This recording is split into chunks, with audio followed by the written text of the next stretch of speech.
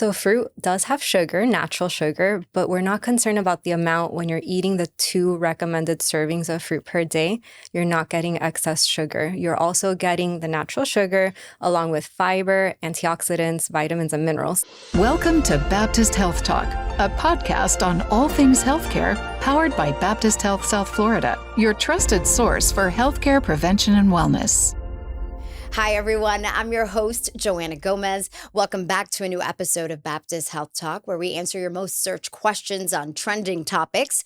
Today, we're diving into the truth behind nutrition labels, food trends, and common misconceptions about what's actually healthy. We're joined by a registered dietitian at Baptist Health, Lucette Talamas. Thank you so much for being here, Lucette. Let's dive right into it because there really is a lot of information and some misinformation. Let's start off with spotting the healthiest food versus the unhealthiest ones as we make our way towards the market to select what we should buy. Right. So the healthiest foods are going to be the ones that are just less processed and more in their whole form. So think fruits, vegetables, whole grains, lean proteins, low-fat dairy, our beans, nuts and seeds. You know, these foods are the base of what a healthy diet is. Now, for the unhealthier foods, I like to keep an eye on something called the 3 S's. Okay. So that's saturated fat, sodium, and sugar.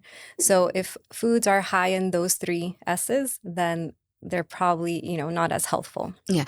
A lot of times though, when we're out getting ready to shop, we grab the boxes or we grab whatever we're purchasing and we flip it and we try to read the food labels.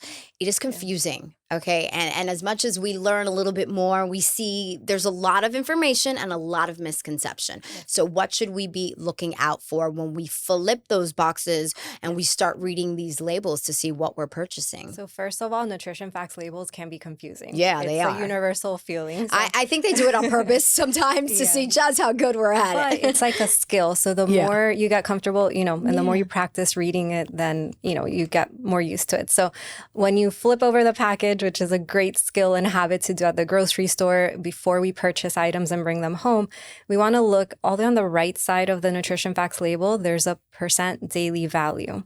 So that column on the right side is, you just have to remember 2 numbers, and it's the 5% and the 20%.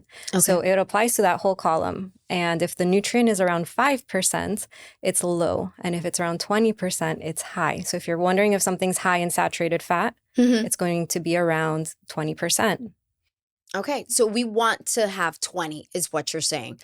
Well, for vitamins, perhaps. Okay. But for something like saturated fat, you would want to avoid purchasing multiple items, a lot of items that are high in saturated fat, which would be around 20%. Gotcha. Okay. So that's a good way to kind of make it easy for us when we actually go out and buy some of our food. Fiber is something that is not really looked into a lot. Sometimes people are on a high fiber diet, but do we really give it the importance that we need to? I'm going to probably go with no. Have you seen that that is true? If so, how should we rethink the way we think of fiber? Fiber can be forgotten. It is true. And it's what we call dietary fiber. So the fiber naturally found in food is really great for our health because it affects us from head to toe in a really good way. So first of all, it's good for our heart health. It helps manage cholesterol and blood pressure. It's great for our gut health in many ways. So helps us keep regular. It also helps our gut microbiota by feeding the probiotics. So certain fibers are prebiotic, and that's the food for the probiotic bacteria that are good bacteria in your gut. And then to even help manage some conditions like diverticulosis and even colon cancer prevention, a higher fiber diet, or we can just say adequate fiber is important. Now, most Americans are not getting enough fiber in their diets. What is enough fiber? If you're reading the nutrition facts label and want to compare some numbers, women should aim for about 25 grams of fiber per day, and men should aim for about 38 grams of fiber. Usually Americans fall somewhere in the teens, as far as the numbers they're getting. So most people do have to work on getting more dietary fiber in their diet. It's safe to say that women in general, overall, we are not hitting the numbers that we need to, not only when it comes to fiber, as you just mentioned, but also when it comes to protein. Like, should we just think to kind of keep it safe, I need more of whatever it is that I think I'm getting, more water also in that? In general, people usually get enough protein. What may happen is that it could be a woman or man, the protein's not spread out throughout the day. So often in the morning, that's when protein's usually the lowest for people. So we try to encourage, some people call it high protein. It's just about having protein present. Usually if you can identify a protein source like, eggs or cottage cheese or Greek yogurt, you're probably getting a good amount, if you have one of those 3 foods or even combine a couple of them. Right. That's a good thing. Just combine a couple of them. So we're not deficient in protein, but sometimes we're not having it at each meal, like spread out. That's a good way of looking at it. Yeah. Improvements to labeling. What should we be aware of? So the FDA manages the nutrition facts label. So they proposed a new rule for a front of package nutrition label. So what this will look like if it passes is a nutrition information box on the front of the package. So just like you mentioned, when you're at the store, you pick up a box and turn it over. Correct. For people that don't want to pick it up and turn it over, they can make a quick decision based off the 3 S's. So saturated fat, sodium, and sugar will be highlighted in that little box on the front of a food package. And the intention is to help consumers make quick and informed choices at the grocery store or when purchasing food. Do you feel that will actually help us consumers make better decisions? At least we hope. In this case, it's also going to have the percent daily value interpreted. So remember the 5 and 20 thing that we just talked about? If it's high or low, it's going to say based off of the percent daily value if it's high or low. So the information's all there. And that's the question that science can help us answer if this rule gets proposed and if research done. Are people actually changing their behaviors? We'll find out. We hope so. We hope so. Yeah, I agree with you on that. We spoke about healthy foods versus unhealthy foods. There's also a lot of superfoods and a lot of trendy foods that we see people say, hey, eat this for, it's a fad. How much should we kind of stay away from those trendy fads and kind of just keep it with the basics of what we know is good for us? Right. So there's always a fad diet. And if you're wondering if it's a fad diet's usually pretty restrictive, usually eliminates at least one food group like fruit or carbs, like all together, and it's restrictive. That's very restrictive. So the promise of a fad diet is usually rapid weight loss, minimal exercise or no exercise. And the goal of nutrition is not to be on and off these diets. They can be damaging not just to our physical health and metabolism, but also our mental health as we're yo-yo dieting. The goal is always to have that lifestyle and a healthy dietary pattern. And the word pattern, it's not a diet, right? Like there's a pattern, there's fluctuations, but they're all within like a healthful scope. So the goal, the opposite of a fad diet is just focusing on that healthy eating pattern. Yeah. Artificial dyes, preservatives are something that a lot of people have been paying a lot more attention to these days when it comes to our food. We know that there is danger in them, but how much danger is there really? Because a lot of us have been consuming them. Right. So when it comes to food additives, in the US, they're generally recognized as safe. So we know as much as we know right now. And they're used in manufacturing and in certain amounts. So as long as they're within those certain amounts. Now, these food additives are usually in products that are ultra-processed foods. So the general recommendation is to limit our ultra-processed food consumption and focus more, like what we talked about in the beginning, those healthful foods that are less processed, more in their whole forms. Whether they're frozen, that's fine too, like with fruits and vegetables or fresh. But, the fruits, the veggies, the whole grains, the lean proteins, like we always want to see more of that abundance in your meals and snacks versus the ultra-processed foods that are the likely sources of food additives. Right. Okay, Lucette, we're going to have some fun now. Okay, I've got some rapid fire questions for you that I want to ask you. And go ahead and dive in a little deeper if you can and if you would like to kind of just school us a little bit on this. And This first question is actually my favorite because a lot of people think carbs are bad for you. Yes or no? No. Yay. They're not As a bad. carb lover, I have to tell you that it gets me extremely excited when I hear nutritionists tell and remind everyone that They're no. not bad. It's the excess that's an issue. Mm. So carbs are not bad. It's only the excess. Our brain alone needs 130 grams of carb to think and to function. So, even if you follow a lower carb diet, it's still important to have some carbs. amount of carbs in your system. Yeah, I'm going to say yes to that tostada. Yes. Thank you for the green light there. Fruit, is it too high in sugar for us? So fruit does have sugar, natural sugar, but we're not concerned about the amount when you're eating the 2 recommended servings of fruit per day. You're not getting excess sugar. You're also getting the natural sugar along with fiber, antioxidants, vitamins, and minerals. So no, it's not too high when you're eating it within the recommended portions. Eating at night makes you gain weight. Yes or no? So if you've eaten all your calories for the day and then you're eating at night, that's what will lead to weight gain, the excess calories consumed, which usually happen at night. But if you haven't reached your calorie intake for the day, you can have a meal. Sometimes we have meals a little later than usual.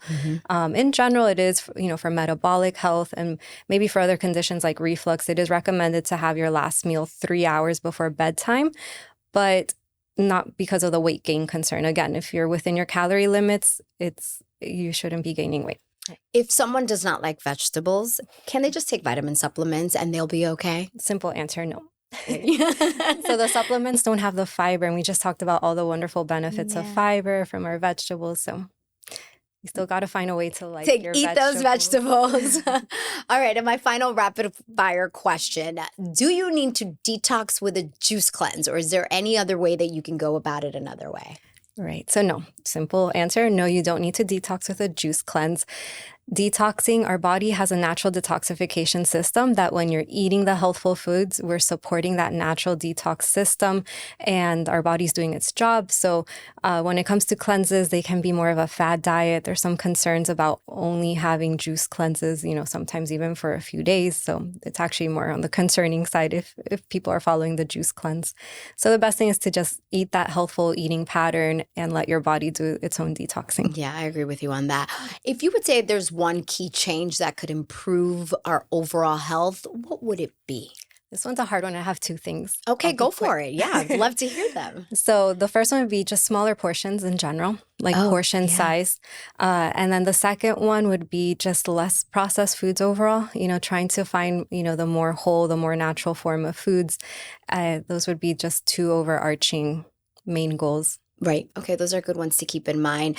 Everyone's an expert these days, I have to tell you. How do we distinguish these nutrition experts? What do we really take serious of what you really see online and what we actually hear from correct nutritionists like you that are really here to guide us the right way? So it can be confusing with different titles out there. Yeah. So just know, as a registered dietitian, we are all nutritionists, but not all nutritionists are registered dietitians, because the term registered dietitian is a protected credential that we have, which means we've done 4 years of an accredited bachelor's program, 2 years of a master's program, a 1-year supervised practice. So that's 7 years of education, testing from accredited programs to then sit and take our board exam to become a registered dietitian. So an RD, when you see that credential, you have 7 years of education plus experience. We can also be licensed in our states and also achieve other certifications and certificates in specialty areas. And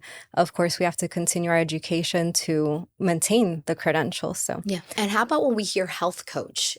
Does that differ? Should we be aware, or is that just as good? Well, health coaches are different than a dietitian, nutritionist, because they are trained in a different way to help clients reach goals. So, they have as long as everyone stays within their scope of practice, we can work together to help people achieve their goals. All right, before we wrap this conversation up, we spoke about trends and diets, and I think that that's really an important issue because everyone can relate to that. At one point in your life, someone has tried some type of diet. We hear a lot about the Mediterranean diet and how successful it is. What if it doesn't work for someone? Is there another option? And is that Mediterranean diet that you have seen probably the one that has had the most success? So the Mediterranean diet has a lot of research behind it, and it's actually not one set diet. It's a healthy dietary pattern of the countries that surround the Mediterranean Sea. Right. So when you think of a pattern, these countries have different ingredients that they use, but they all fall within this same scope of this principles of what we call like key elements of the diet, right? Which is fruits. You're going to hear it again. Fruits and vegetables, whole grains, nuts and seeds, beans, just less processed foods, using herbs and spices for flavoring. Herbs are like mini vegetables, so it's just more plants, right? And then animal protein is seen like a side dish. So it's not that you have to, give up animal foods to achieve a healthful eating pattern. You can have it, but, we really need the bulk of the plants to be present. The Mediterranean diet's also like a Mediterranean lifestyle. There's a different set of lifestyle. There's more walking and physical activity incorporated into lifestyle. So there's a lot of reasons why there's a lot of health benefits, cardiovascular health benefits, longevity, different things associated with the Mediterranean diet. So now some people may not relate to the Mediterranean way of eating. For example, I can't expect someone of Asian culture or the Caribbean to maybe like feta cheese, right? Yeah. Or to like oregano. But the main points of the Mediterranean diet is to follow the framework, right? Yeah. So I think different cultures can learn the concepts and key elements of that Mediterranean eating pattern and apply it to their own culture. Yeah, I actually read somewhere that if you first serve yourself like your salad and then the last thing you should serve yourself is actually like the meat or whatever you're having, then that's a good way to kind of get those vegetables on your plate and kind of, start from there. Yeah. Some recent research has shows like that starting with your vegetables or protein before you get to the carbs may have some metabolic benefits too, but starting with a salad is always a great idea. Yeah, and you know what? Whatever works, right? In order for all of us to be healthy. Lucette, it is always a pleasure talking to you. Thank you so much for always informing us. It has been a great conversation. Thank you for sharing your insight with our audience. And remember, viewers, be sure to hit that subscribe button on our channel here to keep up with the latest health and wellness information and tips from our experts. Thank you so much for watching. Find additional valuable health and wellness information on our resource blog at baptisthealth.net/news.